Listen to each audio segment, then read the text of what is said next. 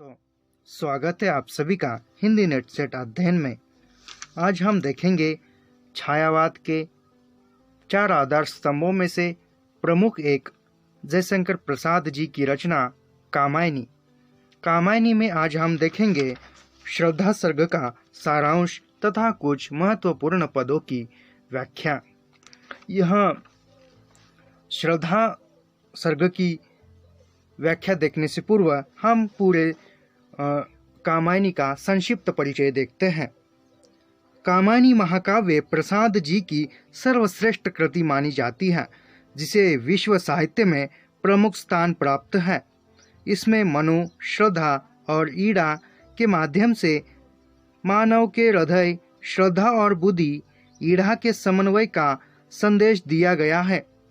कामायनी में 15 सर्ग है।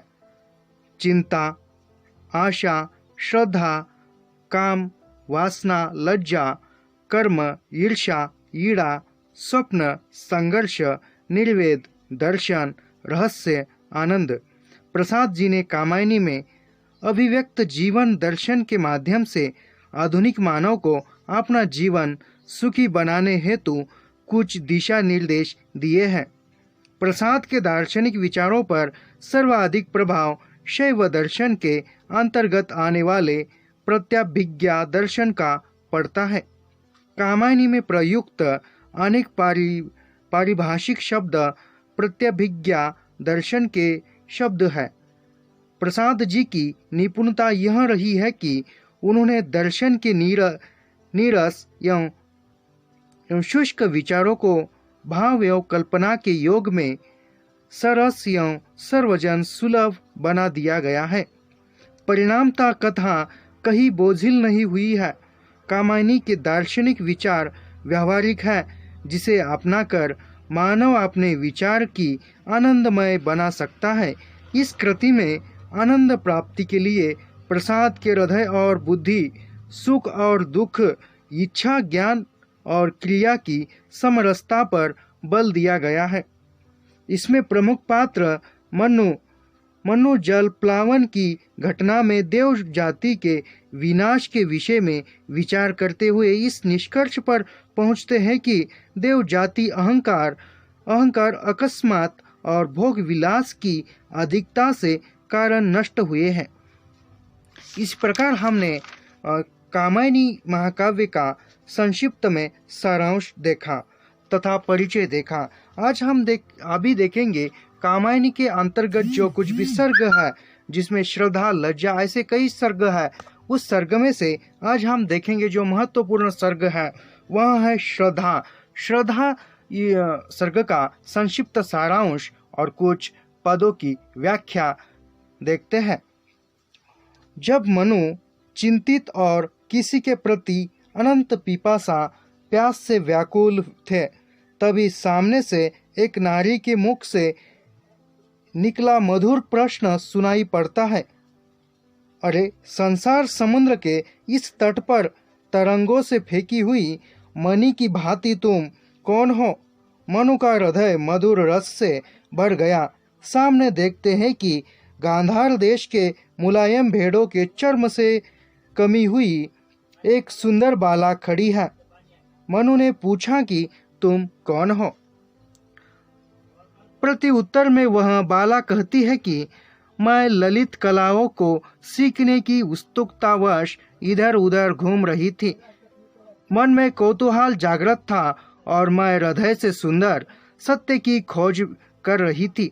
घूमती हुई हिमगिरी पर पहुंच गई और धीरे धीरे पैर ऊपर बढ़ते गए तथा कौशल मालाओं का यह श्रृंगार देखकर आंखों की भूख मिट गई। मैं यहीं रहने लगी। एक दिन अपार सिंधु उमड़कर पहाड़ से टकराने लगा और यह अकेला जीवन निरुपाय ही बच गया। इधर से निकलते हुए आज मैंने यहाँ बलि का कुछ अन्न देखा तो जीवों के कल्याण की चिंता में रत यह दान देकर समझी कि अभी कोई प्राणी जीवित बचा है। हे तपस्वी, तुम इतने थके, व्यथित और हताश क्यों हो रहे हो? मनु विवाद के साथ बोले। तुम्हारी ये बातें मन में उत्साह की तरंगे उत्पन्न करती है, किंतु जीवन कितना निरुपाय है।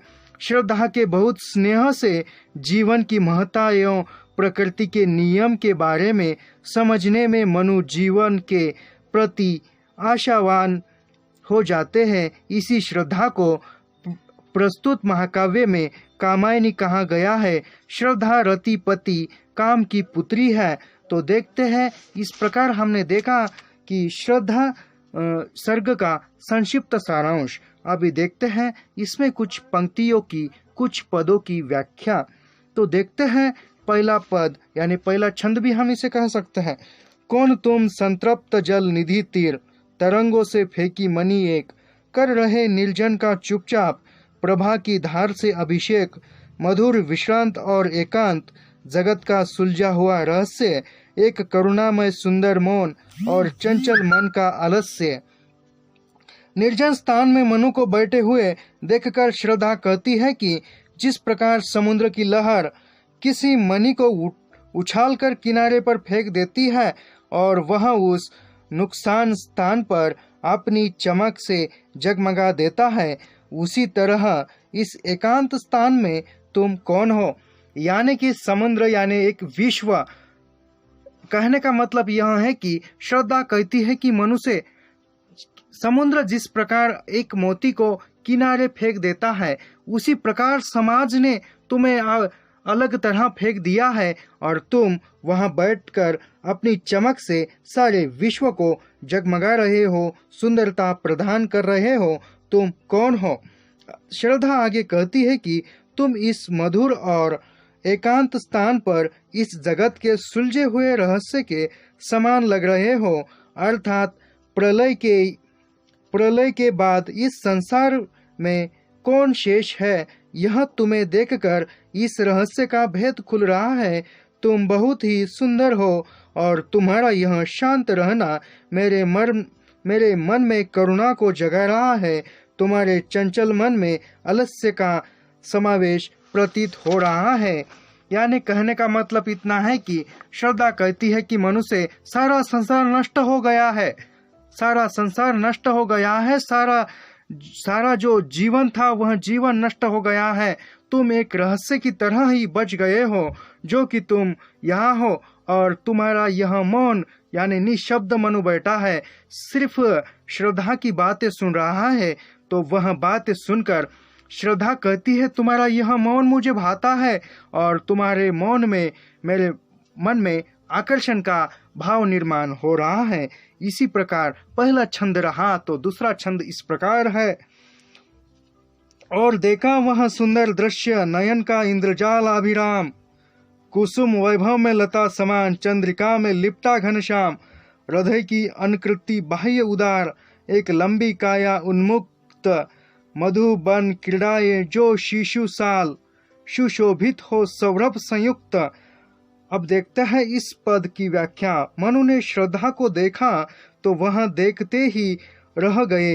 वे उसके अतिरिक्त सौंदर्य के जाल में फंस गए और एकटक उसे देखते रहे। उन्हें लगा कि वह फूलों के समूह में कोई लता है या चांदनी से लिपटा हुआ कोई नीला मेघ है।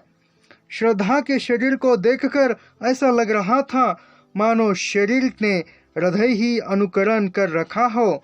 श्रद्धा का शरीर लंबा था, वह स्वतंत्र रूप से विवरण करने वाली थी।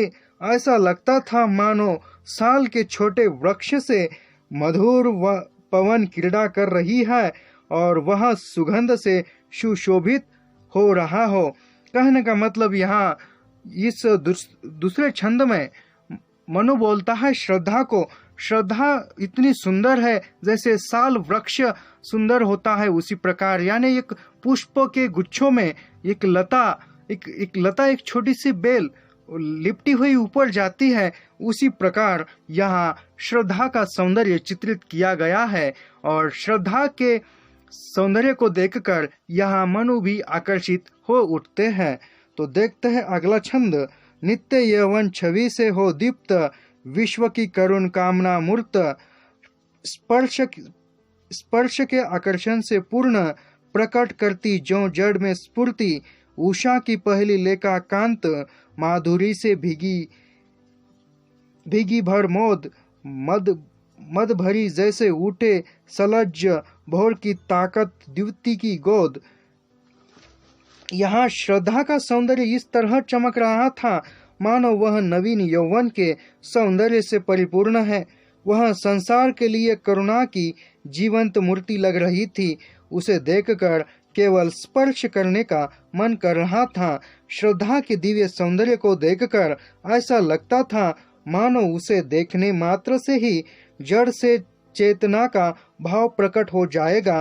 कहने का तात्पर्य यह है कि श्रद्धा के सौंदर्य को देखकर हृदय में वासना रूपी कामना की लहर उठने के बजाय उसकी ऐसी दिव्यता का आभास होता था कि उसे देखकर निर्जीव वस्तुएं भी सजीव हो जाएगी। श्रद्धा को देखकर ऐसा लगता था जैसे वह प्रभात की पहली किरण हो, जो मधुर से सरस और प्रसन्नता से भरी हुई, और ऐसा लगता है जैसे यह प्रभात के तारों की गोद में सो रही थी, जो मस्ती से भरी हुई और लज्जा से युक्त होकर अभी उठकर आई हो।